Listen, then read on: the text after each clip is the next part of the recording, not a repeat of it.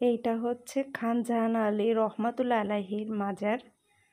আমরা এখানে এসেই দেখি এই মহিলাটা বেশ নেচে গেয়ে কিছু একটা বলতেছে আর কি।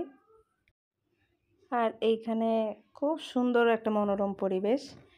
আপনার এই যে খান জাহান আলীর যে দিঘিটা, এটা অনেক বেশি বড়।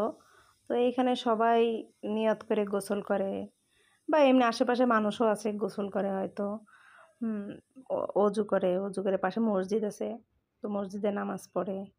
আপনারা কে কে খান জাহান আলী মাজারে গিয়েছেন আর আপনাদের কেমন লেগেছে অবশ্যই আমাকে জানাবেন। আর এখন আমরা আসছি ৬০ গম্বুজ মসজিদে। এখানে আমরা সবাই জোহরের নামাজ আদায় করছি। মহিলাদের জন্য আলাদা ব্যবস্থা আছে, পর্দা দিয়ে ঢাকা। আর পুরুষরা তো নামাজ ভিতরেই অবশ্যই পড়তেছে, ভিতরে বাহিরে খুবই সুন্দর। আর এই ছিল আমার আজকের ছোট্ট একটা ভিডিও। তো কেমন লাগলো অবশ্যই আমাকে জানাবেন।